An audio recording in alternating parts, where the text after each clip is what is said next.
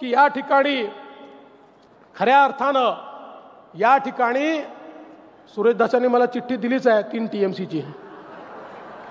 मी तुम्हाला विश्वास देतो की काळजी करू नका. जसं हे काम न होणारं प्रयत्न आपण सगळ्यांनी केले, तुम्ही केले म्हणून झालं, पुढचंही काम निश्चितपणे करू आणि या मराठवाड्यातल्या कानाकोपऱ्यामध्ये या ठिकाणी निश्चितपणे हे पाणी आपण पोचवू.